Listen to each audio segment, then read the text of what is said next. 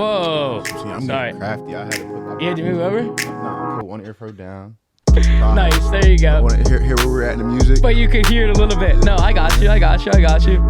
What's up, everybody? It's a beautiful Wednesday morning. Just before 10 a.m., we welcome you into the all-day, everyday show with all-day AJ and Manny Ruffin.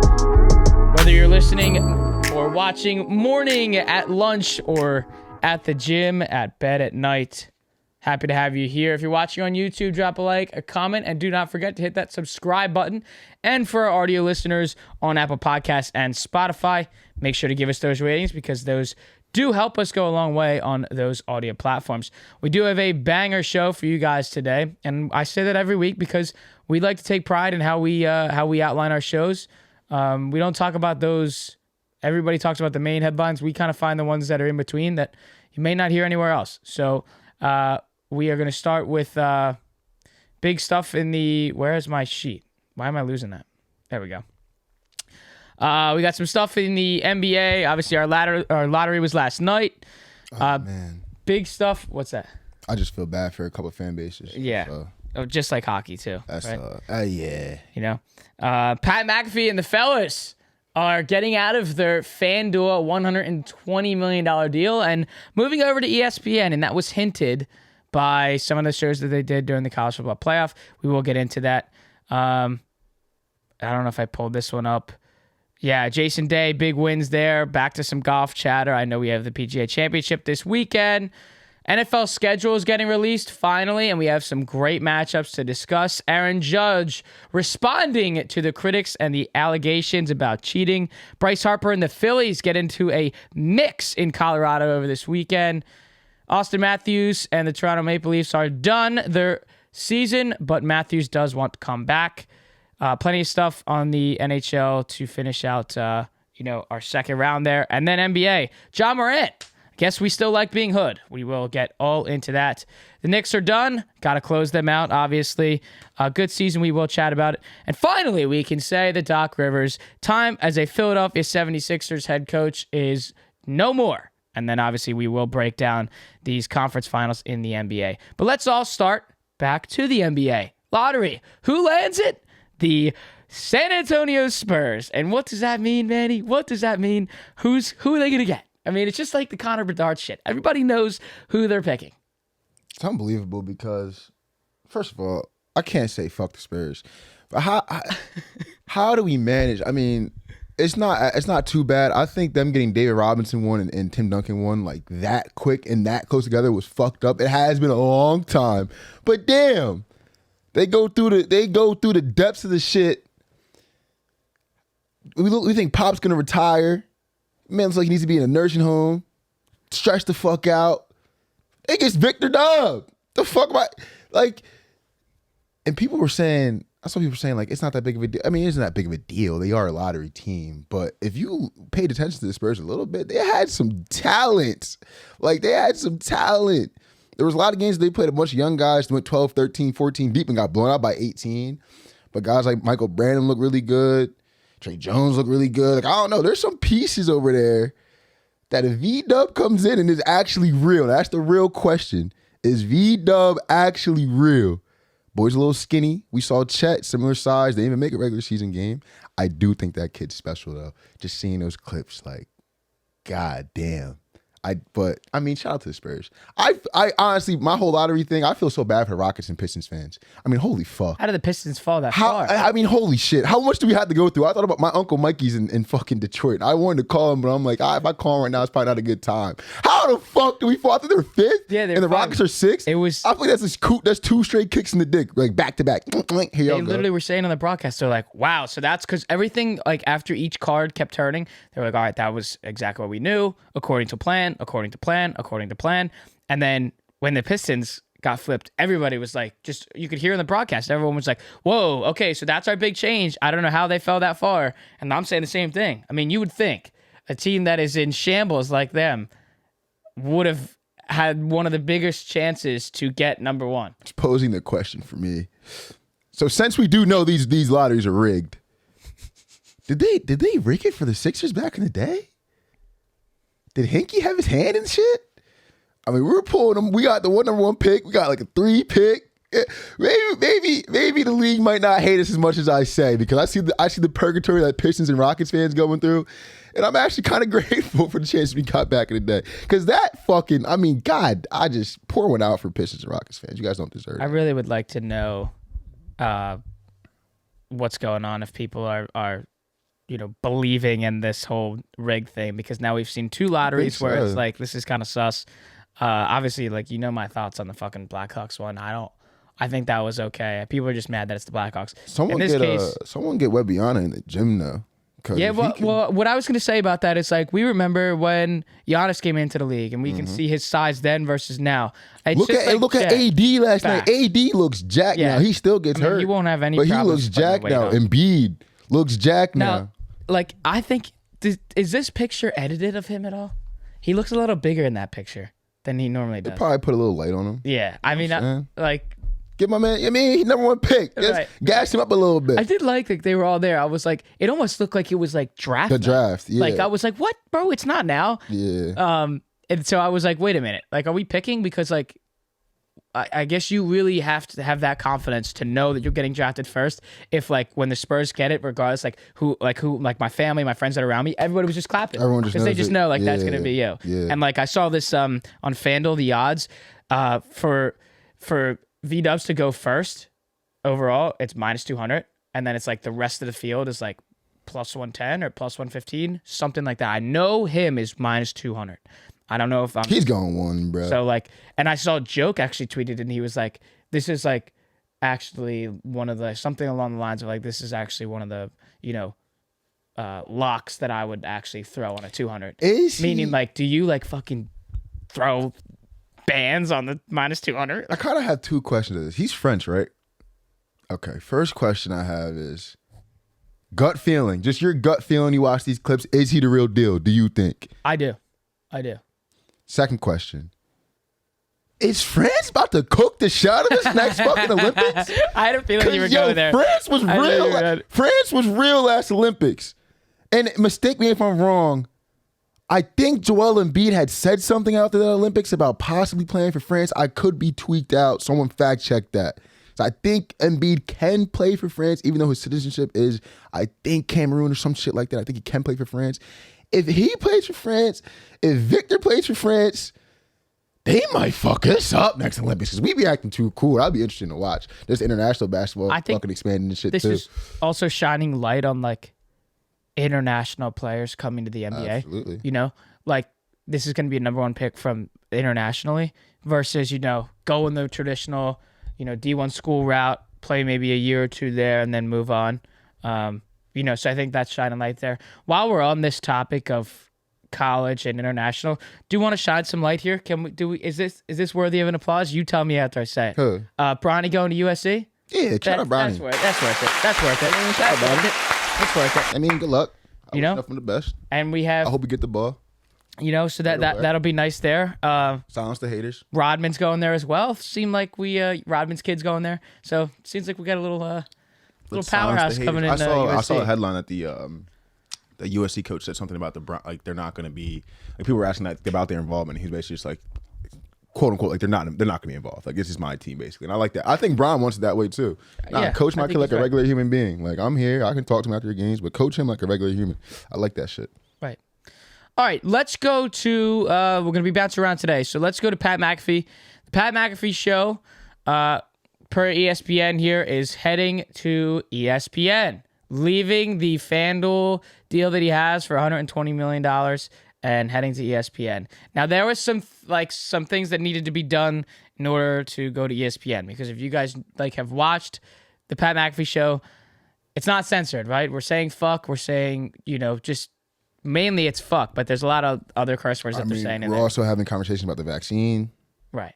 Shit like that. So, like, stuff that isn't really, I don't want to say okay for ESPN. We should be able to talk about, but we can't talk about for whatever reason. Accustomed to ESPN You know what culture, I'm saying? We should be able to have a conversation about that shit. But and I think that shows that we understand these people. 100%. So, and how you start, like, enjoying and liking these personalities is from the deeper things they talk about versus just the sports takes that they have. Facts. So, one of the things was McAfee had promised to not say fuck as much.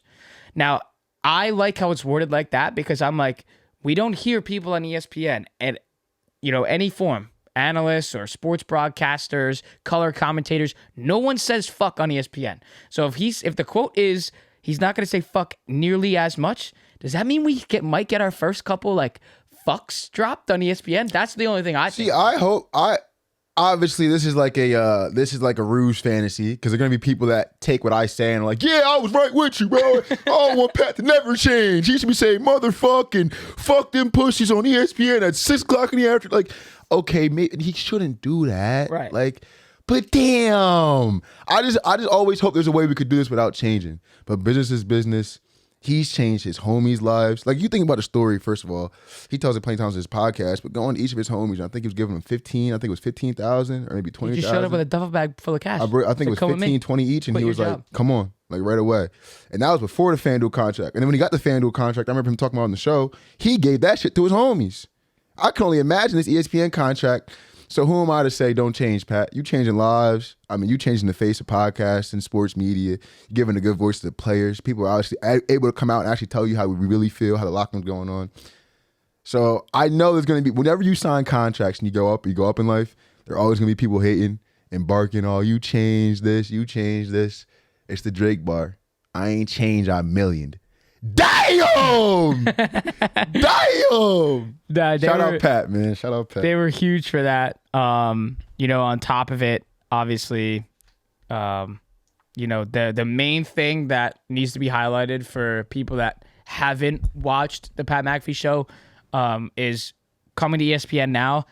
They don't have to change anything. And that's the one quote that Pat said. But really what it means is in the technical terms of, running a show like that, they will still remain creative control. And that's very important for how the Pat McAfee show runs, how they do things.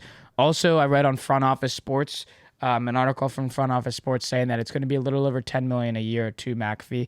I don't know what that goes into in terms of like long-term, what the rest of the guys get, Tone Diggs, AJ Hawk, the crew, are they going to have to relocate? The other cool thing is, they're opening up a new time slot on ESPN. So it's going to run after Get Up and after First Take. So 12 to 3. Yeah. Same shit.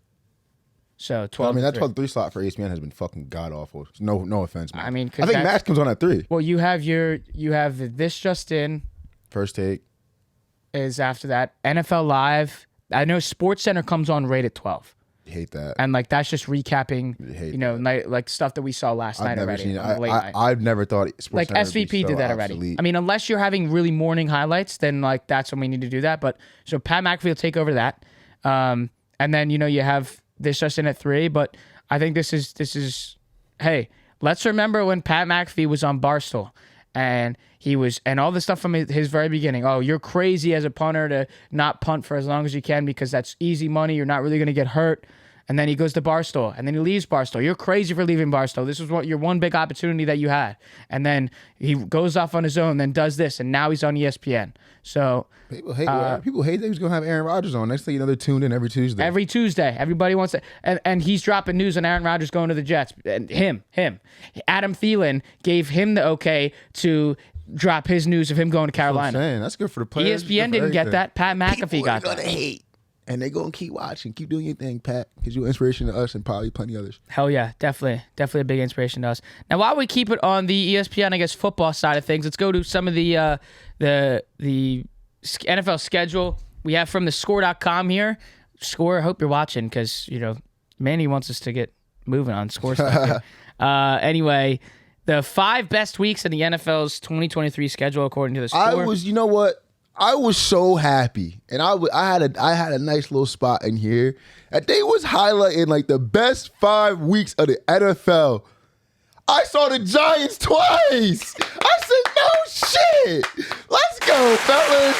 We moving been up in the world. I saw the Giants twice. I think I saw the Giants in there as many times as I saw the Jets. And I'll tell you what. I said okay. This is why it's better that the Giants are on there and not the Jets. It's more, I guess, it's more satisfying, and it's more, I think, more important that the Giants are on there than the Jets, because the big reason why the Jets are on there is because of Aaron Rodgers. Yeah. And the Giants are there because of how they performed last season. Facts. If Aaron Rodgers is not there, they might not have gotten this many primetime games. And that's just a fact. But let's start this from the score. We'll go over these 3 games here. Starting at number 5 is Week 11. November 20th at 8:15, we have the Super Bowl rematch, the Chiefs and the Eagles. The day before that on the 19th. Where's that game? That's in Philly. Love that. I believe. I need to double check on that. Love that. Let me just probably if they said verse, it's probably in Philly. because it has Eagles second, so you would think Eagles is the home team, which I should fucking know that.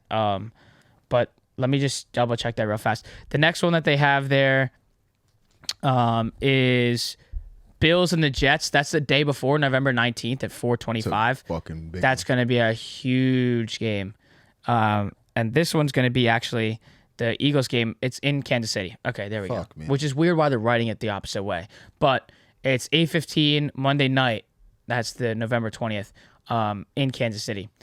After the Bills and Jets game, the Thursday night game, November 16th at 8:15 p.m. is the Ravens and the Bengals. Should be a good one. Odell's there, Zay Flowers there, Lamar Jackson after his re-signing, and Joey B with growing out the hair and the bandana or the headband and the bigger muscles now. He's wearing the tank top. Call him Will Levis, maybe.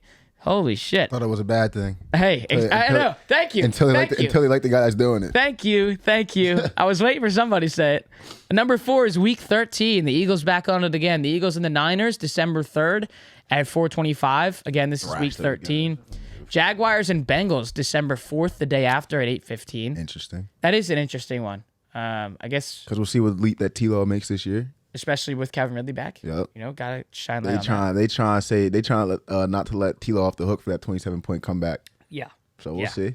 Then we go to Cowboys in Seattle, November 30th. That's also 8:15. Come the fuck on. They be trying to get the Cowboys at anything. Come the fuck on. I mean, is it more about the Cowboys than that or the Seahawks? I mean, I know the Seahawks made some moves, but they did make some moves, but it's the Cowboys. Oh, this team made some moves. The Cowboys. You know how that should be. Fuck the Cowboys. Like, I don't think, maybe that's just me. I don't know if the Seahawks really deserve to be in that slot there. I mean, I guess it's Week 13. I think they'll be, I think they'll be a top 12 team in football this year. And here's the thing. I think they'll be a top 12 team. Remember how we're flexing games, right? So, and everybody talked about the whole flexing games bullshit, but if both of these teams stink, flex that bitch. They're flexing it. Yeah. You know what I mean? There's a big chance that can happen. Exactly right. Even though we had a fairly decent draft in Seattle. Oh, yeah. Then our next one in Week 13, there's 5 games on this slate from thescore.com. Chiefs and the Packers, December 3rd. That's also 8:20. Come the fuck on. Is that really a good matchup? I don't think so. Who's there? Pat Mahomes versus Jordan Love. I guess the first iteration of it. And Christian Watson? Yeah, my fault, C-Dub. That's it. Okay, and then finally, for our closing number 4 in Week 13, Patriots and Chargers, December 3rd at 1 p.m. Thank God it's a 1 p.m. game because never would have thought. Good 1 p.m. game. I was going to say. Good 1 p.m. No chance we're hitting prime time. Good 1 Got p.m. it? game. All right, let's go to Week 5. This is the number 3. 49ers and Cowboys, October 8th at 8:20. Give us a fucking break, NFL. Oh, my God. NFL just likes the rematches. Jesus Christ. And then October 8th, this is at 9:30 a.m. I just want to make sure I know where exactly this one is. Obviously, our international games this year. This will be in London at 9:30 a.m. on Sunday, October 8th. That's the Jaguars and the Bills. The Bills are the home team in that game. I like that. We get some good London 9:30 games. Because normally, the Jaguars always get it. But remember, it used to be like Jags and Texans. Fucking Falcons. Exactly. I like that. Games that didn't matter. So, I think they're doing a little bit we better. We all going to get up and gamble that day. We did have, exactly right, but we did have Giants and Packers last week. Last year. Yeah. That was the good one. We did think it was going to be a bad game because of Packers early on in the Giants season, but Giants got the comeback win there. There's scheduling in these international games has definitely gotten better. But that's the London game, 9:30 on Sunday, October 8th. We'll keep it Sunday, October 8th, again in Week 5. Vikings and Chiefs at 4:25. I mean, okay. Yeah. Okay. Vikings. Had to throw that in there. Vikings had to get another receiver to get them onto a 425 slide against the Chiefs. And then here we go. Finally, the Giants on here. Dolphins and the Giants, October 8th. That's the one. I can't wait for that match. I'm just gonna say this with the team that the Dolphins has and the experience and the season that the Giants had last year. Why is this not at least a 425 game? Oh, they're hating. A Thursday night no, game. Yeah. I'm right with Sunday night game. This should not be a 1 p.m. game. I mean, this is not like it's like. Wait, isn't the night game this week Cowboys 49ers? Yeah. I mean, that's a Sunday. That's a Sunday night game. I mean, 49ers Cowboys is a Sunday night game in week 5. Maybe because I hate the Cowboys and 49ers so much, but God damn. Then you tell me this. Dolphins Giants is a banger. Tell me this then. Why the fuck do the Packers visit Las Vegas against the Raiders for their Monday night game? Why is that the Monday night game? Hell no. They should be sending them motherfuckers over to London. If you ask me. I mean 9:30 a.m. Yeah. If you ask me. And I guess they don't do. Did the Jags go? Did they have an international game last year? Because I just don't know if they like sending. Most likely. Because I don't think they send teams other than Jacksonville, like 2 overseas twice. Yeah. Like back-to-back years. So yeah, Dolphins, Giants there. And then before the Raiders and Packers ones, we already said that one. Steelers and Ravens, October 8th at 1 p.m. So divisional matchup. Okay. One to highlight there. Number 2, this is week 9. Again, the score.com. Chiefs and the Dolphins, November 5th. This is our 9:30 game as well. Like want to make sure. a.m.? Yeah, 9:30 a.m. I want to make sure where we shit. are here. Everybody's doing this international stuff. So this is week 9. And at 9:30 a.m., where are we? We're in Frankfurt, Germany. I like that. Dolphins and Chiefs. I like that. International series. Chiefs are 4.5-point favorites right now that I'm seeing on ESPN. Just something to highlight there. Plus 4.5. Next is November 5th here at 4:25. Our divisional matchup: the Eagles and the Cowboys. Solid. W. You know, can't. I think the Eagles are going to beat them twice this year and put them in their grave. Shitty butts. And then the Sunday night game on November 5th in Week 9 is the Bengals and the Bills. I like that. Rematch of the game that was not played last year. You're going to keep trying to spice that little rivalry. 100%. Then we have November 6th. This is our Monday night game, if I'm not mistaken. Yes, it is. Surprising, but it's because Aaron Rodgers. The Chargers visit the Jets on November 6th, Monday night. That's a banger. Banger. Justin Herbert. Yeah. Yeah, I can get with that. Aaron Rodgers. Yeah, I like Okay. Then our November 5th, our 1 p.m. game. Ravens and Seahawks. Jesus. I mean, it's not a primetime game, so I'm not mad at it. Love the Seahawks. But I'm telling you, they're big Seahawks guys. And then our 4:25 game in Week 9 on November 5th is the Raiders and the Giants. The Giants, I think, are in Vegas. We'll give them that one. I'm all over the Giants and that motherfucker. Me too. I'm all over the Giants and and I'm that happy that motherfucker. they're good now because, again, we're in a Philadelphia market. Hell yeah. So these games I got to stream. Hell yeah. So having a 4:25 game, I know it's going to be on Fox. Huge for you. You know? Huge for you. So that's big. Or actually, no, that'll be a CBS game. Huge. I might look at because that's AFC. So that'll be CBS 4:25. Okay, the Giants trying to do something. And then finally, this is the number 1 out of the top 5 scheduling NFL games on the score.com. They are calling number 1 week 1. And we have 7 games here that we want to highlight from the score. Jets and Bills, September 11th, 8:15 p.m. Wow. Nice one there. Yeah. 9/11 too. Yeah, and I think they made that even better because you're right. It is September 11th, and that is the Monday night game. Tough. I like that. In New York. That's like very. So this isn't stupid to say, okay? This is just highlighting the fact that the NFL schedulers made it in New York and a primetime game with Aaron Rodgers on purpose. Hell yeah. Okay? That's not stupid to say. We're just highlighting that. That's the fact. The next one here is the Chiefs and the Lions. This is opening night. September 11th, that's a Thursday game. Chiefs are going to hang the banner. 8:20 p.m., Chiefs and Lions. Now, I've heard a couple ESPN radio guys on like SiriusXM talking about this matchup and just saying like, hey, this has potential to be a really good game because of what the Lions did at the end of last year. The moves that they made, a little questionable, but still got better. But this also could be like a bad start for the Lions, meaning they get pounced on, and then it's like, damn, like that's how we start our year. So but I think every scheduler, like I don't even know why I'm saying that I think, because this is just a fact. When a team that wins the Super Bowl, their starting game is going to be someone that these schedules are putting in to have them win. Pretty much. Because you don't want to hang the banner and then fucking lose. Yeah, 100%. Like, it's like when the Rams got stomped on. 100%. Okay, now our 8:20 game. This is our Sunday night game. Like crazy, by the way, that this has ever happened. Week 1. The Giants and the Cowboys on Sunday night. Oh, okay, yeah. I actually had a problem with that. Really? I hate that. Why? First of all, I hate playing divisional games week 1. Mm-hmm. Hate that.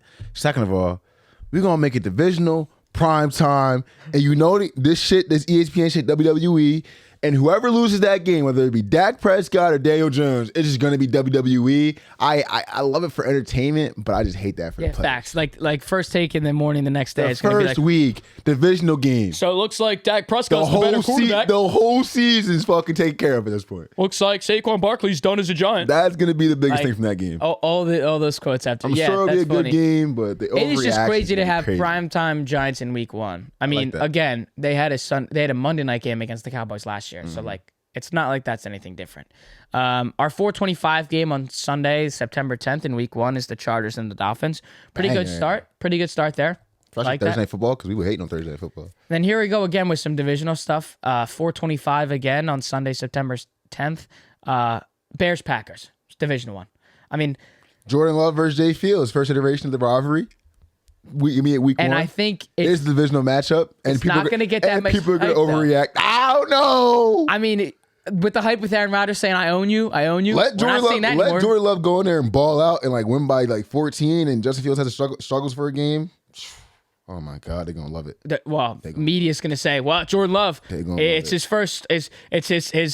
He's had what? This would be his 3rd or 4th start, and he's better than Justin Fields now. That's what they're gonna say." I can't wait.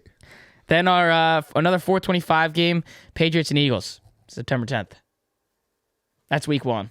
They try to get us in prime time, which I shout out. I like that. They also want. We're gonna beat their ass. That's what I'm saying. I mean, I guess they want the Eagles to start out hot. Where was I seeing this? The Eagles had one of the toughest schedules. We had the hard schedule in the league. Yeah, sure. yeah. Blasphemy. I saw that.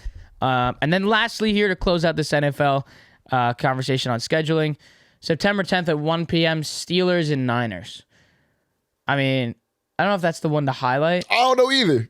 I mean, it's a 1 p.m. game. It's fine. But might as well just highlight our scramble. We're gonna play that morning instead of that. Yeah, facts. The fuck. That's Shout out Kenny Pickett though. I mean, thing. All right. My fault, gang. But Jesus. I mean, yeah. Sorry, dude. Like that's. They give you twice. They got you on there twice. All right. We are going to touch on. I did skip over this real fast, so I want to make sure I get this on here. Jason Day. Finally back in fucking story. Yeah, finally back in the win column here. Wins Byron Nelson for the first tour victory since 2018 from the score.com. His mom died, obviously, passed away. So to win on Mother's Day is obviously really special. And just to see Jason Day. I mean, we remember growing up with this guy. That was like just about a year ago. Yeah, just about a year. Crazy. Shot 9 under 62 for a one-shot victory on Mother's Day. Pretty inspiring. He was down a good bit too. Yep. Because like it was Scotty in the mix with a bunch of like guys who were outside the top 100. And I looked at the scoreboard. Next thing I know, J-Day's like 17 under. Next thing I know, he's like 19 under. He was just fucking hooping. Shout out to him though, because he's been playing good golf. He's been playing good golf back down to, I would say, the PGA Championship last year. Mm-hmm. Like he played very well at the where was the first FedEx one at? He played very good at the first FedEx. And I think he played okay at the BMW. And then it was like, okay, J-Day might be making a push come back. And seeing him do this year with the PGA Championship, I'm probably going to place a little ticket on him to win the PGA. Yeah, he the other one probably won't do it, but I'll worth tell you this, it's worth the ticket. The only major that he has, 35-year-old Jason Day has, in his 13 career wins is 2015 PGA. Yeah. So you never know. I mean, coming into this is what all these Plus golf 3,200, I think he is. all the golf analysts say all the time, like just on regular Sunday broadcasts, Friday, Saturday broadcasts, they say when you win an event before a major, it gives you the utmost boost in confidence to go out on day one and go low. Fact. And especially that for other people that don't realize, like when you're teeing off in the early morning, you're getting that softer grass. You're going to be able to attack more pins. Yeah. So if he gets like an 8:10 tee time, you know, an 8:30 and 8:45 tee time, he can go out and attack. You know, maybe start out 6 under, 4, 5, 6 under.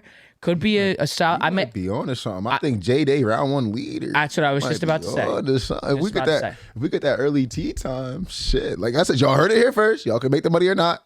I ain't mad at again, you. I don't know what the tee times are. We'll have to look at it. But if he is in a morning time slot, definitely going to take him to go low that day. And I wonder what it is. It's got to be over 1,000. Hell yeah. You would think so. Hell yeah. But yeah, cool stuff there. Just wanted to highlight that. We'll get into obviously some reactions of the PGA Championship. Obviously, you know, once we get to the end of the tournament here. Let's move on here to. Did I accidentally just exit out of that one? I did. Aaron Judge. We'll start here. Over to the MLB. Are you fucking kidding me, man? Give that guy a break, come on, man. Dude. So I hate y'all. 2 nights ago, Aaron Judge hits 2 home runs, and after when he's in the batter's box in a 2-2 count, he's looking towards the dugout, is what he said he was. But you can't see that in the frame that is being zoomed in on. What you see is his eyes just giving a side eye somewhere in the distance, but we don't know what it is. And then the Toronto broadcasters see him do it again, and there was a ball down in the dirt. It's now full count, and they're talking about it in the record. You know, I'm not trying to throw any allegations out there. You know, unwanted or unwarranted allegations out there, but like, you know, it's just a little fishy for a player of that caliber just to look at something like that. And then he's like, right when the 3-2 pitch goes in the dirt and it's full count now, he's like, oh, and he just did it again. Then the next pitch is a slider, dick high, and he hits it 462 feet. So I just think it's fucking, of course, it's so ironic that like they're talking about this bullshit and then he hits a home run. And that's what everybody's saying, right? What you're not analyzing is that there's 2 things you're not analyzing. Number 1, the guy who had 62 home runs last year, if you throw him a slider that is dick high, he's going to take it. He's going to take it. And he mashed it. That's number 1. Number 2, everyone's bitching about these third base coaches and first base coaches. Now, again, if we'll get into the conversation last night, but if there is a pitcher tipping his pitches, like those coaches are taught to know, signal your guy to kind of give him the pitch. That's not illegal. That's not illegal. You're allowed to do that. So in this sense, MLB Network was talking about it. And this one guy, like the host of the show, was bitching about it. And I'm like, you can't come on air and say that shit because you don't know the rules. You're allowed to do that. If you're mad at that and you're saying that you can't do that, then like, don't tip your pitches. It's the same thing. That was my first initial reaction because I had thought, when I had seen looking to the dugout, I had thought about the NLCS when Bryce was telling Bohm, was it the NLCS or the World Series when Bryce was telling Bohm about like, I don't think he was tipping pitches, but like, yo, I saw something in this. And I wouldn't have been surprised if they put a close up on Bohm 2-3 times of that at bat. Might have looked over at Bryce like, yo, what do you okay, this next, okay. Like just getting confirmation. If he's not tipping his pitches, I don't know what dugout he's looking into, but what if they're talking too loud? What if he's stealing signs? That's all something that is in the context of the game. Like anything that has to do, we're not hearing trash cans go off in the outfield. We're not seeing quarters or something getting thrown in the back of his helmet when someone gets a sign. Like, nothing egregious. This is all within the game, in the diamond. Coach right here, looking at the dugout or looking at my coach. It's funny how they always come for the top dog. It's just so funny to me. We could probably pull so many examples of guys like maybe doing it way worse, staring in the fucking dugout until it's probably 5 seconds left in the fucking in the clock. I just found it funny how when it becomes a top dog and he does something a little shady, we gotta just fuck. And I hate the Yankees. We all know this, but I think that's really funny how when the top guy does it, it's a little fishy. Everyone's like, yeah, oh my God, I knew these 62 home runs weren't legit. I knew he was doing some bullshit. I knew it.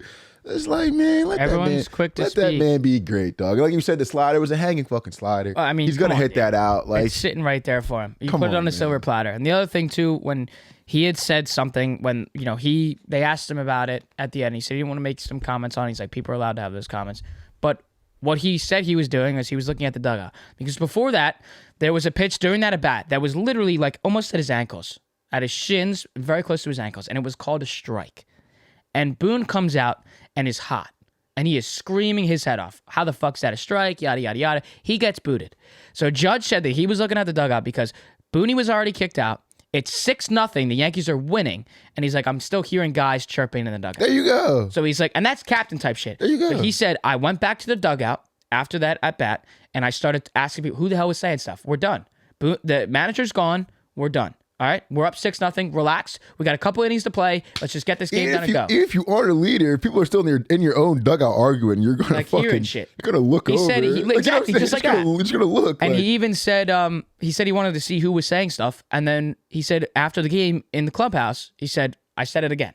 Guys, there was no point in doing that. We were up 6-0. I get it was a bad call, but we're up 6. It'd be different if it was like a 1-1 game. We got runners in the corners and there's one out and we need to get a base hit. But in this sense, I think that was captain shit. And then obviously the next night, Domingo Germán gets ejected for pine tar on his right hip. Mm-hmm. Fine. You can't do that. I mean, he could have made it more obvious, honestly. But then Toronto's coaches are bitching at Yankees' third and first base coaches because they're outside of the box, right? Outside of first and third. Well, then Yankees' third and first base coaches get yelled at. Fine. 2 innings later, actually, it might have been 1 inning later, Toronto's base coaches are doing the same shit the Yankees coaches were doing. I'm just not saying anything. So Boone runs out and he's like, are you shitting me? That was his quote. He said it. You could read his lips. He's like, are you shitting me? Why are you telling us to do it and they're not telling them? So, and then when Judge hit the go-ahead 2-run homer in the 8th inning, 442 feet, another bomb, he's rounding third and he just covers his eye. Just covers his eyes. And then right before he touches home, he covers his eyes again. So I like this petty bullshit that we got going on here. We may have sparked a new rivalry within the Yankees and the Blue Jays, and that is again, we're only in the beginning of the season. We're gonna see many more matchups between Yankees these teams. fans. Yankees fans don't like Vlad. No, they don't like a lot of them. They don't like a lot of motherfuckers. Hey, I mean, I like it though. Vladdy pimps in New York. Bichette pimps in New York. You got Chapman over there too. Haven't really seen that much of him in snapping in Yankee Stadium. Yeah. But to have Judge doing his thing here, again, he missed some time. And, I mean, he don't seem like it. He's now got 5 home runs. That's what I'm saying. It don't seem like it. And since Saturday, he's got 5 home runs. So that's fucking insane. He's back in the home run race. All right. Now to the Phillies. Some more fiery things that happened this weekend. The Phillies were in Colorado. And Bryce Harper did not like what Jake Bird did towards reliever for the Colorado Rockies, Bird. Towards the dugout. Shit was so corny. Clapping his glove, yelling at the dugout. Even Rob Thompson said, you don't do that shit. That shit was so corny. And that's why I fucking love Bryce Harper. Don't let me get too side tangent. Fine. But there was a motherfucker, oh my God, in a game 7 putting up 50 in y'all grill and my star player hugged him after the game. What the fuck type of shit is that? No. I want Bryce Harper. If you clapping at Bryce Harper, talking shit to his dugout, we got to fight, homie. That's my star. That's my guy who had a go-ahead home run in the NLCS to put us in the fucking World Series. That's my fucking star. I don't play none of that bullshit. Y'all not about to give this yelling shit to me. Y'all not about to yell at my teammates, put up no hand signals. I'm coming right for you. And you saw who was behind him. JT was right behind him. Even Taiwan Walker was right behind him. Stott was off the bases for him. And Bryce didn't care. Bryce would have took him all by himself. And all I thought about in that moment was, that is my fucking star. That's my superstar. Wasn't it the next day? The next day, it was Sunday during the day game. He's like, there was something else that happened at the plate. And some of the Rockies guys came out of the dugout, and then Bryce is like, you guys are all fucking losers. Poverty franchise or something like that. And I saw this stuff all over Philadelphia Phillies Twitter, and they're like, Bryce really has what's the word I'm looking for? He's really inherited this Philadelphia nature. Because I think watching him, right, when you watched him in Washington, I think a lot of people had this guy's a pushy, this, that, because of his fiery little attitude, and it seemed kind of bratty. But when he comes to a city like Philadelphia where it literally gets stoked and embraced, it's like, nah. This motherfucker is low-key one of us. No disrespect. We ain't taking none of that bullshit. I love Bryce Harper, man. And I love how my Phillies is moving. The one thing I don't love about my Phillies right now, I said about a month ago, my man Bailey Falter was hooping. They sent his ass down to AAA. Yeah. 0-7, 6.82 ERA. had the best whip on the team about a month ago. That's far from the case right now. So I just wanted maybe we can get Bailey Falter back on track going down to AAA. Because that's my dog. The thing about Bailey Falter, this is all I'll say about him. His last start, he came in relief because they're trying to see something, got rocked again. He just, like some pitchers, they'll walk guys and it'll be a little demoralizing. He just gets barreled all night, just barreled back and forth, demoralizing to watch. I don't know how you go 0-7. I thought he was pitching fairly well for a little bit until like the last 3, 4, 5 starts, but we'll see you later, Bailey. I still love you, honestly, baby. I still love you. We'll see you a little bit later. Yeah. Got Ranger back. Taiwan's getting that a little bit. Having Ranger back is definitely good for this team. Hell yeah. We got to get down there and do a video. Hell yeah. We need Alvarado off the fucking IL too. That's making me nervous. Yep. His elbow and shit. That's making me nervous. I think he's all right though. All right. Into the NHL stuff real quickly here. Like I said at the beginning. Oh man, Austin Matthews and the Maple Leafs are done their season, but surprisingly enough, Matthews wants to come back, which is surprising to me because I did say, I think it was 2 weeks ago, I said if they lose in the next series, it's not if they make the conference final. If they made the conference final, fine. But if they lose in the next series, which they did, Matthews is done. And he's leaving this team because he wants to go in. That is actually not the case. He signed a 5-year contract, again, from the in February of 2019, so that's up next year, obviously. And he wants to come back. So I think, for Leafs fans, it's a big market. Toronto is our big hockey town, I'd say, in Canada. So I guess nice to see Matthews coming back. I'm just a little shocked. Is he about to get a bigger bag than McKinnon got? Yeah, because McKinnon had that 8-year deal. Yeah. I think so. So he's about to move that to like 25. Do you think like 8-13, 8-14? I don't know if they'll go as high as 8. I could see 6-7 because he's 25. You're going to sign him until he's 34? I don't know. That'd be a nice. How old is McKinnon? McKinnon is, I think he's 26 or 27 maybe. I'm not positive on that. These contracts are fucked. That's literally the best contract in hockey, but it's a fucked contract. Yeah. Like, that's fucking crazy. That's fucking crazy. Panarin was making 11 this year. How much he made 11, right? That was he's second highest paid. How many years was he signed for? This is back in 2018. He's still got 2 more years in this contract, and they're trying to talk. Oh my God! So he signed for 6 years? Yeah. Jesus. So, big deals here. $2 million a year for the Leafs. This is good for Leafs fans. Obviously, didn't want to let him go, but at the same time, I guess Matthews is focused on money more than winning because I don't see this team winning. Nylander is about to be on his way out there, so I don't know. Is Nylander going to Colorado? I started seeing some of those rumors. This team's got to get it together in terms of what roster moves they want to make to become a contender because we remember from Game 1 against the Lightning in the first round of the playoffs, they got absolutely stomped on and we thought this was the end, and somehow they came back and won that series. So for Toronto, got to be smarter in what moves you want to make because Austin Matthews is probably going to be here. He wants to re-sign, so you're going to sign him for the rest of his career. He's going to be here for the rest of his career, so you better make some moves to actually put yourselves in contention to actually win. Let's go over to Game 7. I want to talk about this for a second real quick before we get into this Wyatt Johnson goal. Bookie with Trent, they reside in Dallas, and he said that he's gone to Dallas games this year and in the playoffs, and he's lost. Kraken have just taken his coin. And he's taking Dallas, and they're in Dallas, and he's taking Dallas. He's like, makes a video. He's saying, every time I go, I pick Dallas, and they lose. And Kraken's been stealing all my coin. I'm going tonight. SeatGeek got me the tickets. I'm going tonight. Ride the Kraken with me because you don't want to be some of those bozos that after this game, Dallas, Kraken's going to take your money. So he's the only one in a Kraken hoodie in that fucking stadium. Game 7. One of the only people in Kraken gear. And they lose 2-0 in Game 7. And I'm like, this is just, I don't know how you do this. I mean, this is just the book it with Trent curse. He just continues to do it.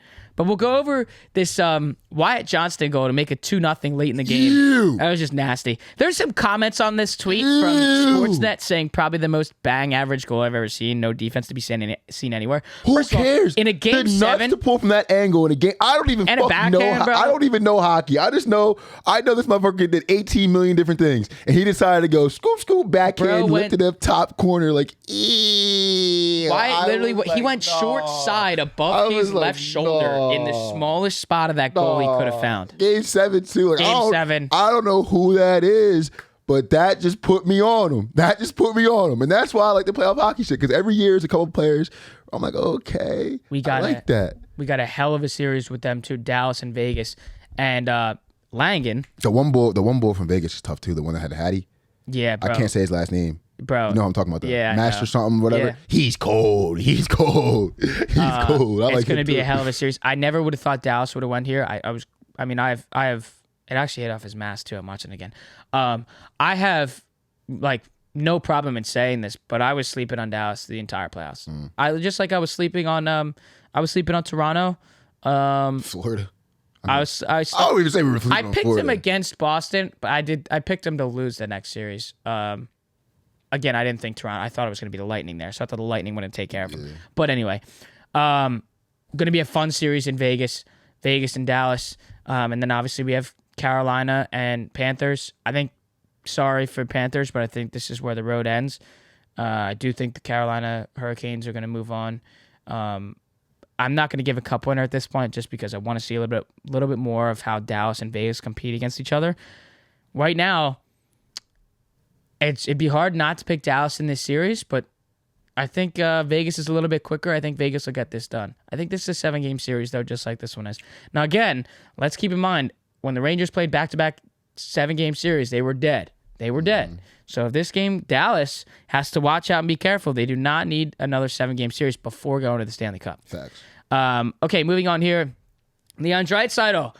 Everybody wants to yell at me on fucking TikTok for saying that Bruins season was a failure after going up 3-1 in the fucking first round of the playoffs and then losing after setting the record for 135 points. That's a failure. Okay, that's a fucking failure. That's a failure. We have Draisaitl, who Draisaitl and McDavid led the league 1 and 2 in points all season long. And what does he say? Sportsnet tweeting this in his press conference after the 5-2 loss, sending the Oilers home.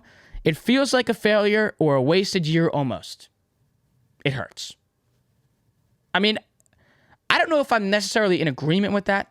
I know you have guys that were 1 and 2 in points. I'm about to say, are you sure? How many fucking points did McDavid have? And then how well was Leon Draisaitl playing in the playoffs? Unbelievable. Like, holy fuck. I mean, Draisaitl. That's the only team besides the Rangers, that's the team I watched in the playoffs. Because they're just such fun. Holy shit, that boy is cold. I just think Vegas surprised more people than not. Hell yeah. I also didn't. Also, bro, I mean, listen, bro. I know shit fuck all about hockey. But, I mean, I'm watching y'all series. I'm watching 2 of y'all series. All your goals come from power plays. Yeah. We can't win like that. Right. Like, I think I might have seen him score like 2 or 3 goals off the full strength, and it was McDavid or Draisaitl being stupid. Like, you know what I mean? It's like, damn, we got bulls that can pull Hatties out the ass all full strength. I'm pretty sure it was, what was it, the natural hat trick, whatever the fuck it is. So what does that mean? Like unassisted or some shit like that? Like, it's when a player scores 3 consecutive goals in a single game without any other player scoring in between. So it's like let's say they go up 3-0, 1-0, 2-0, 3-0, all from one player. And it's I heard that shit. Craziest like, what the things. fuck is natural hat trick. I was like, okay. It's honestly like overlooked as one of the craziest things to happen in sports. You think about any other, like, I mean, the other team. If Haaland scored a natural hat trick in the UCL semifinals versus Real Madrid, it's going to get talked about a lot. Right. I mean, it's without anyone else scoring in between. Exactly. So that's huge. Other team. Everybody on your team, you know what I mean? Like it's just you need right a now. lot of shit to happen in order for that to go. Again, we touched on the Eastern Conference Final. The Hurricanes are, they won the division in the Metro, so they'll have home ice. Who's the guy on the Hurricanes? Like, who am I watching? I'd watch Sebastian Aho. They've missed this season. They've missed Svechnikov. He was out. I remember that name from that. And this is why I wanted the Rangers to play them, just because he was out and they're a little bit banged up. They've continued to prove me wrong.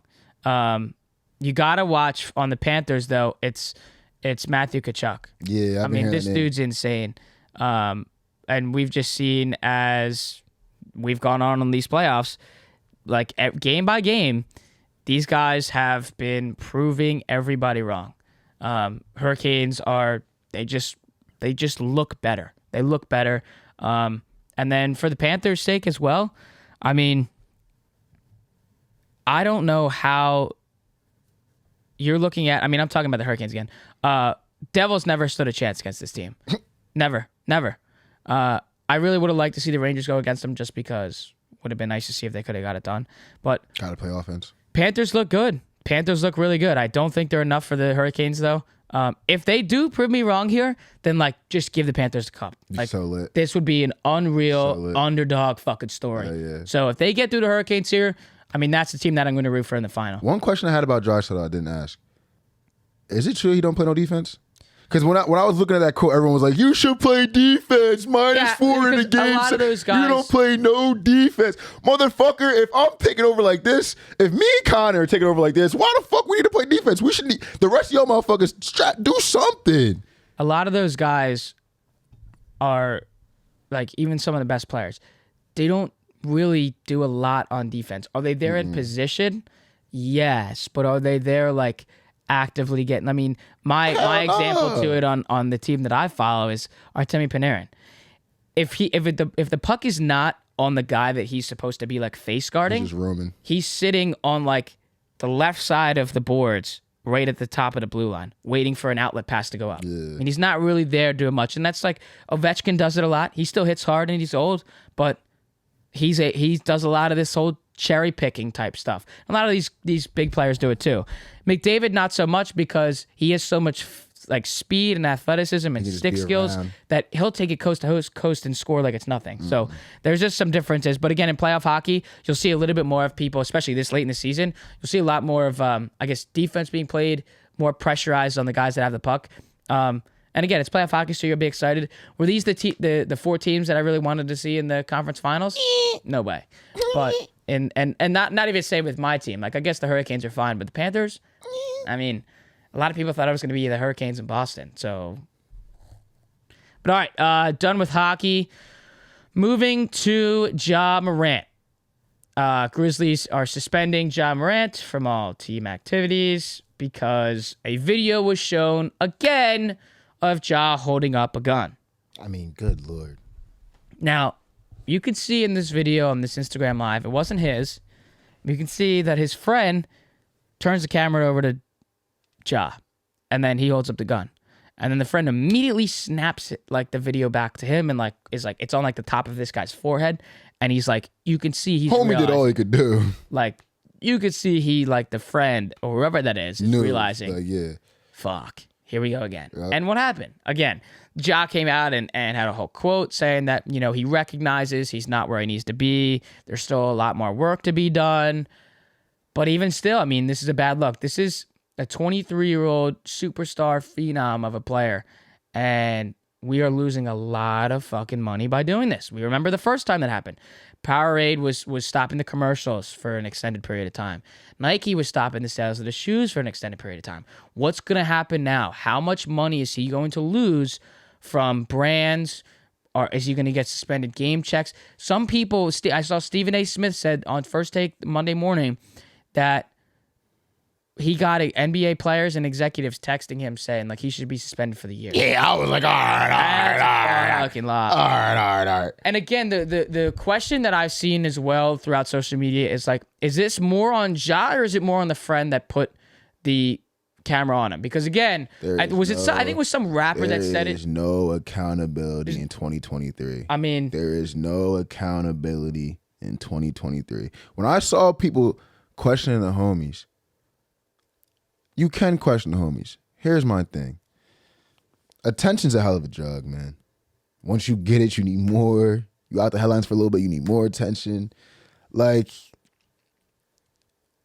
on the homies, yes. Should being next to Ja Morant in his car, me being his best friend, should that be enough for me not to hop on live and show his private business?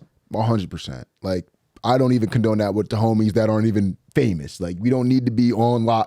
We ride the Flea live on Saturday. We don't need to be on live. Like, yo, look at us. Like, yeah, facts. What the fuck? Like, so I do get it, but at the end of the day, it's on Ja Morant. How the fuck? You clearly see your homie on live. You dancing around with the young boy shit. I'm all cool with that. Let's vibe. That's what I be doing. But you look back twice and you have to reach in your pants to grab the strap. Right, that's true. And put it to your dome. No matter what your homies was doing, if they was recording you like a monkey before that, you had time to think about what was going on, what I'm about to grab, and what this could do. You know what I'm saying? So should the homies be doing that? No. But the accountability in me is fully on Ja Morant. Like, it was the most just puzzling shit. Only thing I can really point it to is that you get in that limelight and that attention, and if you don't really, I can't say he doesn't know himself. I see a lot of people saying that. It doesn't seem like he knows himself. It doesn't seem like it at all. It's sad to see. So I've in basketball, you see a lot of kids like that. I mean, that aren't from the most rough areas possibly. Maybe because of where they played and who they played with, got introduced to a couple different things. But was that really where you came from? I mean, I can't speak on Ja. I don't know if that's his situation, but I have seen a couple people that I know through basketball go through some shit like that. And it is an identity crisis. Like, I've lost a few friends because of that. So I hope that's not what Ja's going through, because it's genuinely sad. And I mean, you know me, I'm big on being yourself. Like, just who the fuck you are. I'm like this around anybody. Like, I just think that's going to carry him farther than anything. One thing I don't like, though, is they're going to try to make an example of that boy. Like, bad. Like, you saw Stephen A. talking about, and that wasn't Stephen A. trying to make an example. That was Stephen A. literally reading text. Like, they're trying to say he should be suspended for the year. Michael Wilbon's on fucking the show talking about, I saw your tweet. I told my kids we don't buy those shoes in this house. Okay, but your kid probably listens to fucking NBA Youngboy and Kodak Black and all that. So what do you tell him to start listening to Yeet? You tell him to listen to Youngboy? No. They're going to try to make an example of that boy bad. And deserved, sure. I mean, you're in the public light. You know what I mean? There's people coming out talking about gun laws and this and that. The Second Amendment and gun laws go out the window when you're one of 430. You know what I'm saying? People in the military can't move how we move, and they're like one of a million, probably more. If you're one of 430 on a private contract, there's some things you can't do, homie. There's just some things you can't do. It's 100% right. I mean, the accountability thing is, I think, the biggest part of it. And, I mean, to see a kid that's literally like, you know, obviously we're now 24, but basically our fucking age. Yeah. And we have all this kind of money. I think he turns 24 this year. All this kind of money, all this, like, this personality that you have, obviously the athlete that you are, the attention that you get. And it's like we're trying harder to throw that away than to be a better basketball player. And that's the thing that just doesn't, that's why, I will never even understand. The shit I was saying about what it could be with him, bro, I try to walk very light with that. Because we really don't know. We don't know. Like, I've seen a lot of people throwing out like this kind of shit that I just said, like times 10. You feel what I'm saying? Like, we really, homie could just be tripping out, man. Like, you never know what kind of, and I remember they asked him, I don't think there's no alcohol involved. No. I don't think it's no drugs involved. Like, there's just sometimes, I mean, you hear about a lot of people through that age too. Like, even with the homies, you probably peaked around that 20, 22, 23 age. I had a lot of homies that went through shit on their own. Right. And it was just regular life shit. So I just hope he's okay. That shit's sad to watch. And it's sad to see people try to fucking chastise and make a fucking gigantic example of him, as they should. But let's just make sure, let's remember we're dealing with humans here, man. 100%. Oh, my kid's never buying his shoe. Shut the fuck up. I hope Shut that the fuck up. After, 2 months ago, we're here in this position again. That was really the bad part too. I'm happy you said that. Yeah, because it was 2 months from the first time, and then now we're doing it again. So I just hope that, he did say he recognizes, like, this is still not fixed, and the other part of that quote was like, still obviously have more work to do. Clearly, I know a lot of these analysts. We just having a little too much. That's why we just having a little too much fun. Skip and Shannon were saying, especially Shannon was like, I knew he wasn't going to be done with this shit in 2 months. Stephen A. and Kendrick Perkins were saying, knew he wasn't going to be done with this shit in 2 months. And so hopefully now we can actually realize, and I don't know what else is going to happen. You don't got to be done with the shit though. You literally don't. Just don't show it. Don't show it. And the other thing is, like, I don't know. James Harden ain't stopped going to the casino between game 4 and game 5. Right. Just wasn't advertised. Like, Doc Rivers said, hey, you can go to Vegas on a day off. Did he fucking tell the media right after it happened? Fuck no. There's just a way, because they won game 1. So now you're allowed to say it. There's a way you do things. And the other thing too is, like, I don't know how much more money he's going to have to lose, suspended play he's going to have to see for him to understand the losses that he's taking. And I think at some point, maybe to this little extent that he does. I saw a good take. Someone said when that 200 mil was coming closer, you could tell he felt untouchable. Yeah.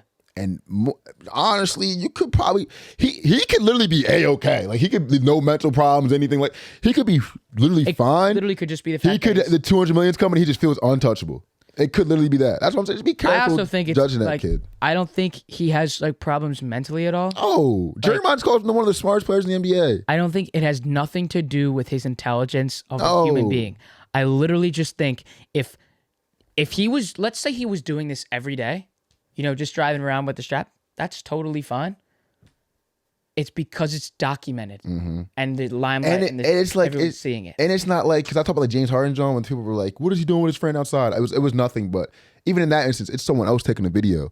Like, why is it you're taking a picture of yourself with a gun? Why is it your homies on live and you're pulling the shot? Like, it's just like, we are telling on ourselves, homie. Now the one with the picture of it on the first time was okay. We can then say that was stupid. Yeah, it's very dumb. I mean, that was your own. Yeah, you're holding the phone at your own Instagram Live, and you're dangling it. Like, not even like it was almost like the claw machine. Like, he literally was just like with like almost 3 fingers, just like, hey, look at my little toy. Like, that was dumb. This time, it's like, okay, we moved past the stupidity on that one. This one, the recording aspect wasn't your fault, but awareness. To know that it was awareness, exactly. To know that it was there. To know that it was there. Bob Huggins. I mean, come on. Bob Huggins again. I saw. He's not getting fired, by the way. Somebody commented below on that he Bob was right. Huggins It was basically what I was saying. And was like, he's a GOAT, bro. He's not going anywhere. He's the god in West Virginia. I'll never understand that. I'll never understand He's a god. Let's keep it with the NBA. This is on ESPN. Warriors never rebuilt trust after the Draymond Green and Jordan Poole incident, is what Steve Kerr says. It was insane hearing that from Steve Kerr, because when the Warriors are struggling this year, a lot of people on Twitter are saying that, like, you mean Poole and Draymond don't fuck with each other. Remember I talked to you about that clip where he pushed his hands off of pushed Draymond's hands off of him, and then people are like, they don't fuck with each other. They don't fuck with each other. In my head, I'm like, oh, lying. He had that little incident, and they probably talked about it. It's Draymond, he's a leader. But hearing Steve Kerr come about that shit, saying they never recovered from that, is fucking crazy. I don't think that can be fixed. If you can't fix that within an 82-game season, what's the offseason going to do? Bro. You know what I'm saying?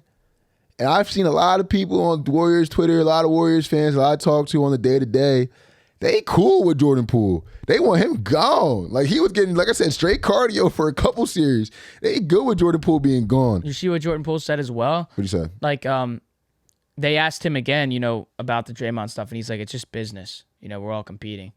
I'm like, yeah, but it was also a large factor in your team chemistry, especially leading into the playoffs. Let's remember, that was like right around when the playoffs were about to get underway. Mm-hmm.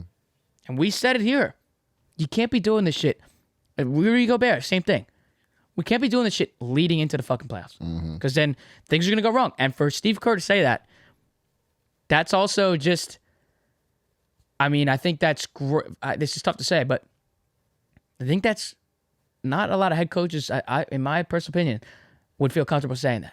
Nah, I think the vulnerability that we're seeing here is really good for the change. I don't really like him saying that, to be honest. I don't at all. I don't. I think something like that should be kept on the wraps forever until the documentary. I still think until the documentary comes out. Does it not light a fire under some of these players? Like, yeah, I mean, maybe some of those guys on that bench were saying, we were thinking the same thing. Nah, I mean, no, those guys are all thinking the same thing. I just don't like the public knowing how much some things we keep under wraps. I just hope I'm surprised that they could really never bounce back, and it makes me like, I don't know if I'm questioning someone's maturity. You did get punched on by a big man, right? And that shit did hurt, and he did kind of sneak you. Well, it happened like twice, bro. But like, I mean, dude, I think some things we have to. I guess you just can't. I guess he probably, and who am I to say? Because Jordan Poole probably tried really hard. He probably talked to Steph, Clay, probably tried really hard to put that shit aside. But I guess some things you just can't. I hope that they don't use that as like a, Steve Kerr was making that as an excuse as to why they lost. That's what I'm saying. That's not the fucking, and that's not at all. He's just being vulnerable and stating some things that maybe needed to be said. Maybe not, maybe did. I do want to finally, say goodbye to the New York Knicks here. What a series. Should have won this series. I think, we talk about accountability with Ja Morant. Guys need to be held accountable. RJ Barrett had a hell of a series, but when it mattered the most, we have 1 point in the final half of your season. You had 10 points at halftime in game 6, and you're in the game. First of all, it's not like you're fucking down 20 like game 3. You're in the game, and actually they were down like 25 at half in game 3. You're in the game, and you have 10 points at half, and then we end with 11. We cannot have 1 point in the second half. I mean, we saw when you and Brunson snapped in game 5 to keep the season alive. You had 22, 24. I mean, when these players, the role players and the guys that have to perform, this team's fine. But when you have Randall, I mean, we're not playing well. And you have Barrett that's not playing well. Let's also remember, your guy off the bench, Emmanuel Quickly, he was out with a sprained ankle. So huge loss. Other guys needed to step up, and especially when you needed the guys the most, they weren't there. The only fucking guy that was there every game, every minute, every second of this series was Jalen Brunson. And you can argue that Quentin Grimes was that guy down the stretch as well, playing all those minutes in game 5. Playing literally the entire game with Jalen Brunson. But he needed to because there was no Quickly, and other guys needed some rest. Fine by me. Here's where and the last play I want to touch on here. I actually was at the casino for it, and we were at the sportsbook section. I actually had walked away when there was like a minute and a half. I'm like, I can't fucking see this. I don't want to watch them lose. My brother's like, oh, you got to watch them lose. Like, you got to watch the season. I'm like, I really just don't want to watch it. Not because I don't like them or anything. I just don't want to see it. It's going to make me all pissed off and sad. I don't want to watch it. So we go to the bar in the middle section, and there's a big projector screen. There's another TV. I'm like, wait a minute. They're like back in this game. It's now a 2-point game. They have the ball. They get a rebound. Where it's time to tie the game. They tie the game, or they get the 3, and there's like 15, 14 seconds to go, and then you just make a stop. The game's over. We're going to game 7. Jalen Brunson has the ball. 2 guys are on him. He's on like the right side driving towards the baseline. He gets kind of stopped up a little bit. Right before he starts driving towards the baseline to go under the hoop and maybe make a pass, he does a little fake. He turns to his right, and he tries to look off at a wide open Josh Hart at the top of the key. There's like less than 20 seconds to go in this game. And he fakes off. He uses a fake to Josh Hart. That's your college teammate. Why the fuck aren't we throwing him the ball to give him a shot? You don't trust your college teammate? I'd rather lose that way on a missed shot. I'd rather lose that way on an attempt, at least, than how you lost, where you gave a pass into 3 guys full of traffic. Bam Adebayo's hand is just staring at this ball. Julius Randle was never going to get that pass. Never. And I'm not like Brunson. You had a great playoffs, great postseason, especially insane in this series. You showed why. You proved the haters, and this contract was you. But in this moment, I don't know why we don't go for a wide open look. It's not like it was a forced pass or anything like you did in the baseline to Julius Randle. He was wide open. Give him the shot. All I'm going to say is to great season for them. Didn't think they were going to get this far. Should have really won this series and gone to the conference final. What I will say is you got to trust your guy in this option here. And I'd rather lose on a shot attempt than no shot attempt.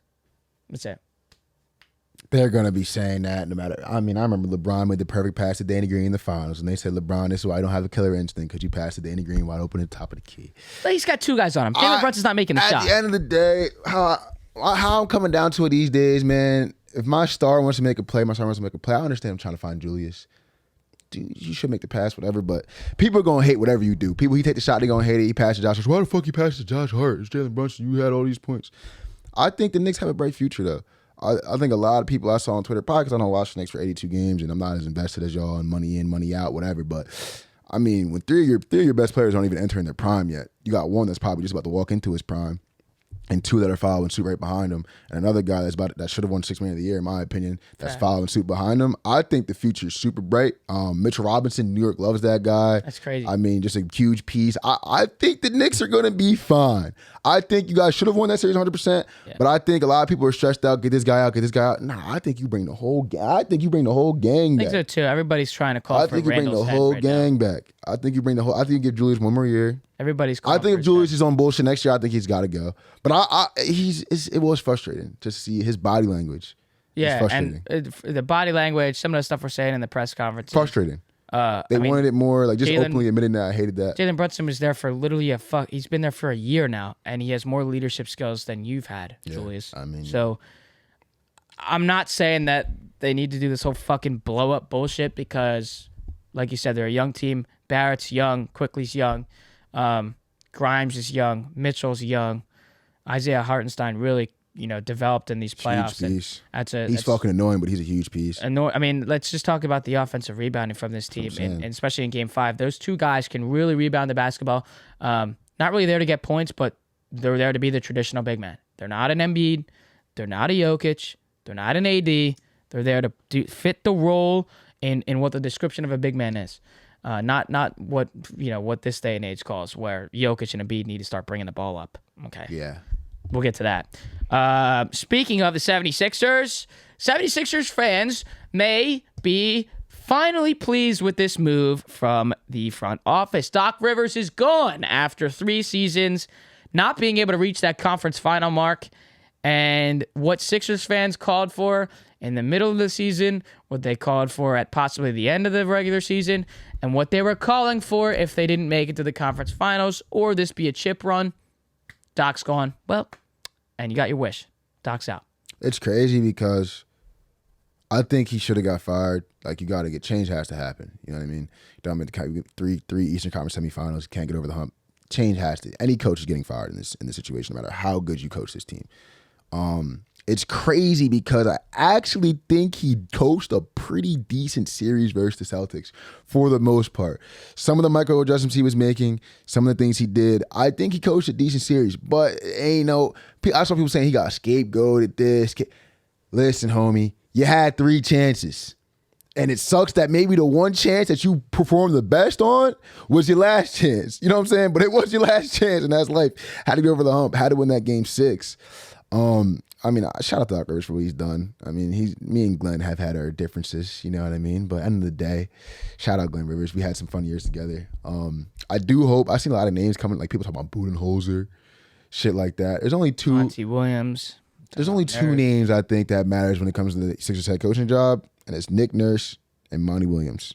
If it ain't them 2, and people are starting saying JJ Redick's like a favorite to be the Sixers head coach. I saw on one random sports book he was 3-1 to be our head coach. I don't know if you saw that. Fucking insanity. But if it ain't if it ain't Nick Nurse and it ain't Monty Williams, I'm cool on it. I don't want no D'Antoni. I don't want no Budenholzer. I'd be really happy to see, and I said this before we went live, I'd be really happy to see Monty Williams. Be perfect. Nurse would also be huge. Nurse would be really good, I think. Nurse would be extremely good, I think.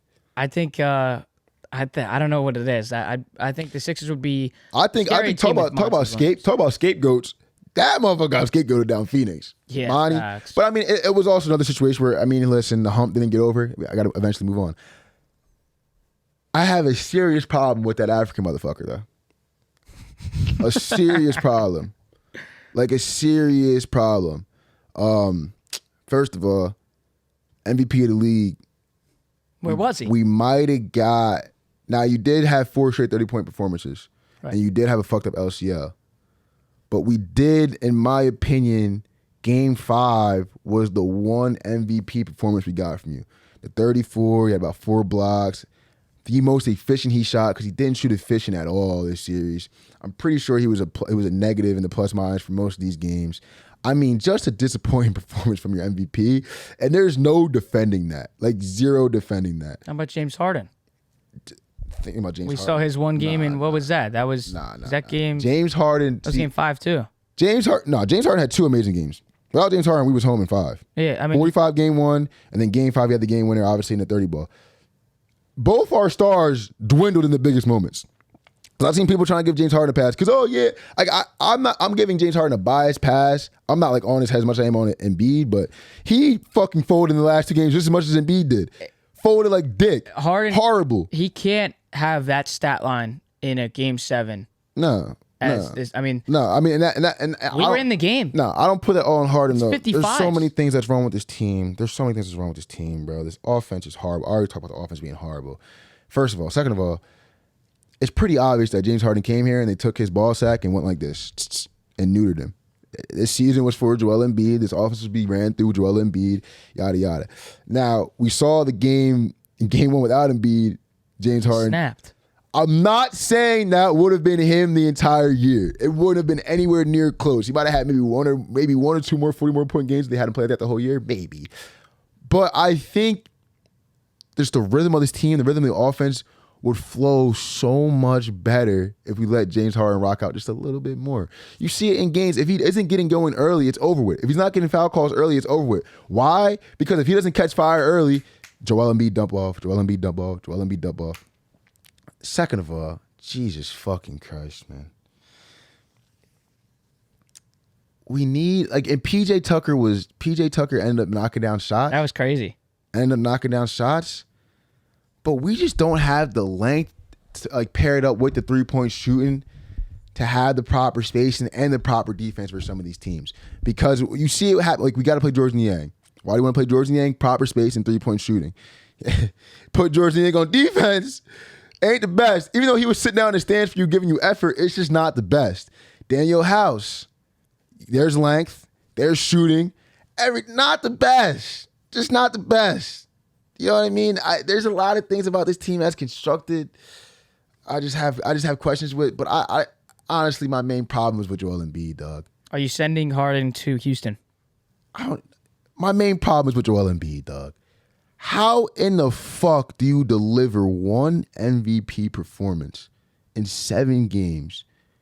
Hug and laugh with a motherfucker Dropped the 50 who ball. just dropped a 50 ball on you to go home. End up being the 4th or 5th guy, I think, to do a presser. I'm pretty sure when Maxey, Harden, waited, bro. PJ Tucker, Niang, and Doc Rivers, then Joel Embiid. Why is Niang talking? Then Joel Embiid. And then in the press conference, he has a couple quotes that are very, very questionable. And there's people on the internet trying to be like, well, when you add context, and it's funny, their context, what they would do is just put a reply of like the transcript of the fucking of the interview. If you read something without the idiosyncrasies of body language and tonality, obviously it's gonna help it sound better. My boy sent me the quote where he said me and James can't do it alone. I said he did not say that, did he? Went right to YouTube, watched the full interview, the full 20-minute interview. Me watching the video, to me, made that quote 10, like the context made it worse for me. The context made it way worse for me because in that interview, he just seemed so defeated. Yeah, he was. Not like, but it's the weird defeated. It's like the defeated, but you're just laughing about it. Like you're defeated, but it's like, yeah, I mean. What are you going to do? What can you do, man? We can't do it by ourselves. That type of shit. It's like, huh? Well, even people are like, well, he said he had to be better, but it's like, I know I got to be better. I'm going to keep working toward it, but. He said that's why that's why we call it 5-on-5 basketball because me and James can't do it alone. That whole Damian Lillard quote tweeted that and said, "Huh?" with a question mark. Lillard. That whole shit was questionable to me. The whole shit. And it comes to my conclusion, talked to my boy about this, but Joel Embiid can't lead the ship. He can't lead the ship. When we were the closest we've ever been to winning the finals, who was the leader of the ship? Wasn't the best player, but who was the leader of the ship? Who was the top dog on that team? Which one? Jimmy Butler. Oh, yeah, Jimmy Butler. Wasn't the leading scorer, but who was the top dog? Who was the leader of the ship? Jimmy. I don't think Joel Embiid can lead the ship on a championship team. I just don't think he can. We've seen it the last couple of years. I mean, multiple 20-point comebacks put on his head in games where we got to close out. Multiple times he's faded away in big performances. And not saying that, you know what I mean? That maybe I don't want to say he's a bad leader. But in this iteration of the NBA that we have right now, you gotta have a little more than that in you, man. You can't. There's no. You gotta have a little more than that in you. I'm sorry. I don't think he can lead the ship. I need Damian Lillard. I need Damian Lillard here right now. I was just gonna ask that because a lot of people are saying that. I need Dame here right now, or I need some kind of just alpha dog. That's gonna be, this is my ship, this is my team. Joel, we can give you your 30 ball a game. Because I think Harden could have been that, and PJ kind of added that, but it wasn't. It's got to kind of be like a 1A kind of thing, 1A, 1B kind of thing. Because at times when Jimmy Butler was with the Sixers, like, there's plenty of possessions where when he first got here, Jimmy's dribbling down the court from the wing and pulling up for game winners, and he's making them. But in the back of my mind, before he's shooting those game winners, I'm like, yo, get the ball to fucking Embiid, get the ball to Embiid. But I think to them, it was like a 1A, 1B type thing. And I think that kind of structure is way better for Embiid. I don't think he can be an alpha. I don't think he's your top dog on a championship team. I just don't think. Is Damian Lillard your guy like you're talking about with Jimmy in terms of that leader? 100%. Leader-esque position? That would be the match made in heaven. We get Damian Lillard. But closing thoughts on that fucking team. We're going to see how loyal a lot of these motherfuckers are, first of all. Because it's going to get hard. We're going to see how loyal a lot of Sixers fans are. Because I've seen a lot of Sixers fans talking about trade Embiid, do this and that. Yeah, I keep seeing that. We're going to see how loyal a lot of these motherfuckers are. Because we shouldn't want to get rid of Embiid. Like, the fuck are you talking about? Dude got an MVP. Shouldn't even want to get rid of Harden for real. Dude just got an MVP. Everybody was before the series like, oh my God, MVP. And 7 games later, literally a week and a half later, we're like, get the fuck rid of him. My observation is this guy cannot be the leader of a championship team. And if you think he can, I'd love to have that argument with you. But I was wrong about Embiid. I think a lot of people were wrong about Embiid. There's going to be a lot of people that are going to be afraid to admit that they were wrong about him. But great player. I still think he's the second best center in the league. There's people trying to put AD over him now, and AD snapping. I still think he's the second best center in the league, and I'll die on that hill. Jokic is better. You're lying to yourself if you don't say he's not, but that guy's not a leader of a ship of a championship team, man. And it pains me to say it because I really wanted him to be. It almost feels like we wasted 10 years of this goddamn process. I mean, process is officially dead now. Can we say that? Should have kept Sam Hinkie. I mean, should held on to Brett Brown too long for Jimmy Butler's liking, which made him walk. Should have found any way to keep Jimmy Butler around. Even traded Markelle Fultz. I mean, there's just so many things that I could fucking point back to this last 9 years of the process. And I just see my fucking leader at half court smiling and hugging the motherfucker that sent him home for a 50-piece. That said, what's the way to do it? Is it this way or is it this way? Like, Jesus Christ, bro. Like, I just can't. Joel, I'm going to see you next year, dog. It's real quick.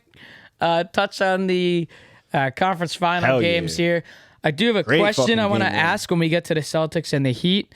But let's start with Jokic. Now, this may piss some Philadelphia 76ers fans off, but what I'm going to say about Jokic's 34, 21, and 14 performance, triple-double performance in Game 1 of the Western Conference Finals is this is an MVP that knows how to perform in the biggest moments of the playoffs. All right. Yeah, he had a good game and all that.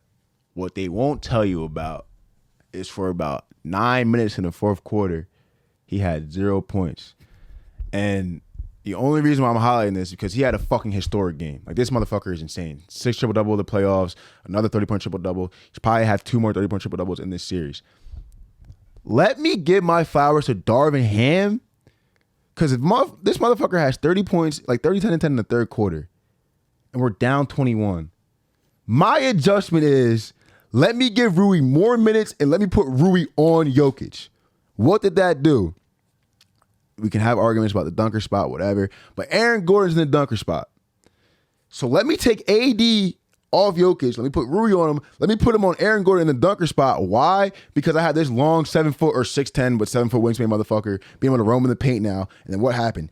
Jokic is trying to back down Rui, turns, do his little spin move. Next thing you know, it's Rui here and AD here. He's missing shots, turning the ball over. That was a fucking huge adjustment that Darvin Ham made, because in that first half, that motherfucker, he was looking like he was walking on water. I mean, bringing the ball up, no look pass, back down, layup, quick one move, going into the fourth quarter, like, what, you thought he was God for real? NAD's face, step back, 3 in his mitt, like, looked like he could do no wrong.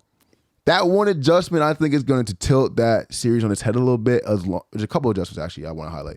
Another one, too. Dennis Schroeder. If you look at the box score, you feel like Dennis Schroeder did nothing in that game. Played like 36 minutes. I think he went like 2 for 4, maybe 6 points, cashed Kenny's ticket and shit. But him picking up Jamal Murray at full court, hounding him, disrupting their offensive rhythm, completely screwed him up in the second half. Because in that first half, what the Nuggets were doing so well, first of all, they're playing flawless defense, flawless offense. But in transition, it was just so deadly. You get Dennis Schroeder to pick up Jamal Murray full court, slows that down a little bit. On the offensive side of the ball, things in the second half, you see way more. The Lakers were hunting for Jamal Murray. Whether if he was on Austin Reeves, whether they were trying to give him the pick and roll action, they were just hunting Jamal Murray for that switch, which led to the comeback even more. Austin Reeves knocked down like 4 threes in that second half. I think it was 3 or 4 threes in the second half. Pretty much to the tune of those Jamal Murray switches, which in tune helped the Lakers offense, which slowed down the Denver Nuggets offense, helped that comeback start. There was about like 4 adjustments in that game one that I saw that I'm like, damn, this is going to be a hell of a fucking series. And I'm interested to see how Mike Malone adjusts back. Do you move Aaron Gordon in the corner? Cause I'd be like the way how PJ Tucker shoots 4 or 5 threes a game in the last couple games of the series. I'd be fine with Aaron Gordon doing that. I think Aaron Gordon clogging in that gray area in that dunker spot was. I think Jokic should end up with 45. I think Jokic should have 45, 50 if Aaron Gordon just wasn't there. If Aaron Gordon's in the corner and AD has to have a foot in the paint, maybe a foot outside, and has to be aware of that, and Jokic can just go to work on Rui, I think he ends up with 50. So I'm that's one thing I'm real interested to see is where does Aaron Gordon and Jeff Green play? Did they get out of that dunker spot? 2, how do the Nuggets continue to decide to guard this pick and roll offense out of the Lakers? Because if they're going to keep hunting for Jamal Murray, the whole Lakers game plan is to play inside out, run these pick and rolls with LeBron, get these inverted pick and rolls with AD at the elbow, high post, and let's get these switches and let's attack our guy Jamal Murray. It's like 10 minutes in, it was so obvious that was your game plan. I'm real interested to see how Mike Malone bounces back and adjust here because, I mean, this is not only a fucking player masterclass out of AD and Jokic. First of all, people talking about can AD keep pace with Jokic? Yeah, that's what ESPN was saying. Get the fuck out of here. Can AD keep pace with Jokic? Why is that our headline? Get the fuck out of here. AD's fine. My boy still had 40 and 10 last AD night. already dubbed him in the bubble. Already had him in the bubble. I mean, come on. AD can keep pace with him. It still is a historic matchup. But hell yeah. This is unbelievable. We're getting the AD LeBron masterclass, Jamal Murray and Jokic masterclass 100%. Hopefully everyone can start talking about MPJ after this series because he hits a lot of big fucking tough shots time and time again. But most importantly, I think we're seeing a fucking coaching masterclass. I'm talking about adjustments on the fly, back and forth. I could be wrong, but I guarantee you game 2, Aaron Gordon is not in that dunker. He's in the corner more than he's in the dunker spot. Because that just completely clogged the paint. It let Rui sit down and let AD help out, and it completely stalled their offense as Dennis Schroeder's picking up their point guard full court. I mean, that was a hell of an adjustment on Darvin Ham's part, but this is going to be a hell of a fucking series. I did put a bet in Nuggets to win game 1, Lakers to win the series plus 330. Wow. Okay.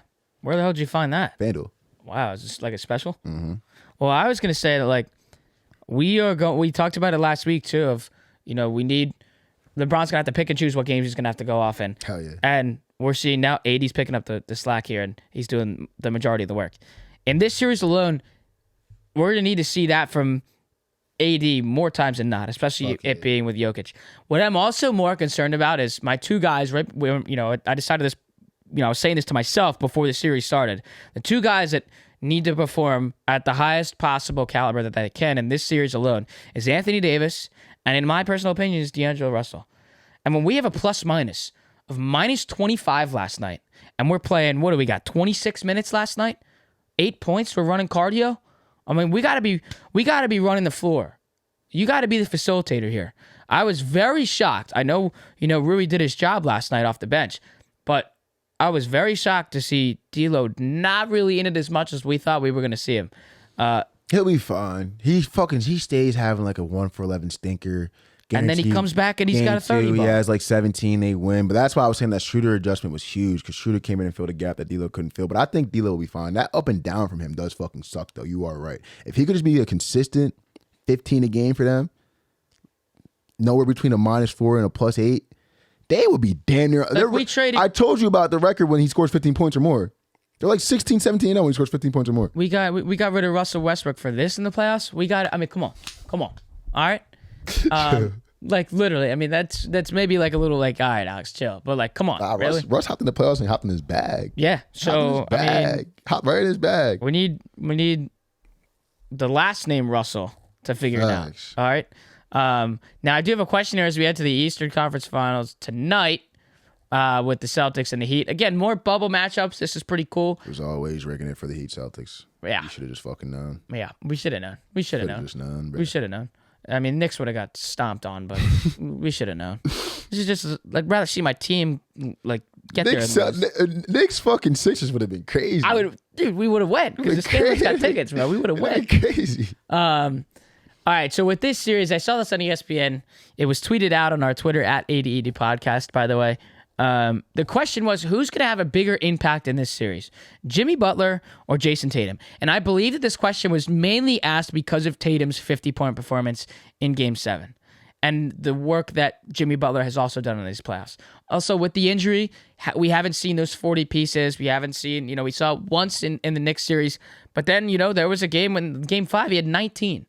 So I think this is from the beginning of the playoffs, or we've seen the flashes of greatness from Jimmy Butler, and then he got hurt, and he's kind of battling through it. But I think it was really from Tatum's 50-point performance. So in your opinion here, who's gonna have the bigger performance, Jimmy Butler in this series or Jason Tatum? Tatum. I think if we talk about better performance, I think only reason why I say Tatum Or impact, I mean. Impact. I think Tatum. I think the Celtics are gonna win. But as far as like importance of a player, I mean, there's gonna be no more important player than Jimmy Butler. No one's gonna have a higher usage rate, whatever. So you can say Jimmy Butler. The only reason why I'm going with Tatum is I think the Celtics win. But I'm kind of concerned with Jimmy because the ankle issues. Did you see him walking into Game 6? If you look at the numbers from the Bucks series, I mean, they were unreal. I mean, Michael Jordan numbers, you know what I mean? Unreal. Jokic numbers, if you want to go there. Yeah. Like, unreal. Okay. Tweaks the ankle. In the Knicks series, he kind of falls off a little bit. We see a couple pictures of him walking around with the ankle brace. A couple times he tweaks it again. He's not walking. He's walking a little more gingerly. If Jimmy Butler was at 100%, bubble Jimmy, 100% he's going to have more of an impact than Jason Tatum. I think that ankle tweaking, I think because the Celtics are going to win the series and Jason Tatum coming off the high that he's coming off of, I think he's going to continue to ride that. And I think it's going to be it's Tatum's time. I think it's Tatum's time, bro. I honestly think it's his time to shine. Him and JB for real. Yeah, because they be trying to say that him and JB can't play together. They don't like each other, which could be true. They might not like each other. I don't think that's true either. But they might not like each other.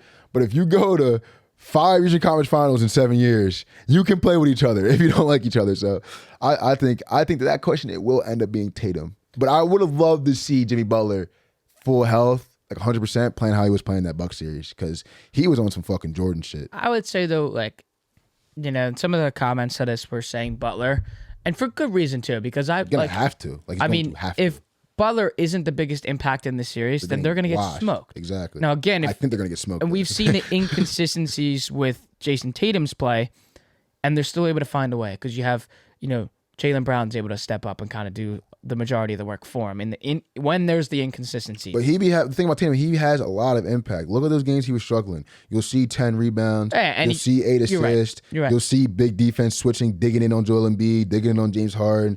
You'll see I have 2 points through 3 quarters and I'll drop 15 in the fourth. Like, that's real impact right there. Like, what do you do outside the game when you don't get your 30? Well, I say more about with Jimmy Butler as well. I mean, there's still that hasn't been touched on enough, especially in that Knicks series, was not touched on enough.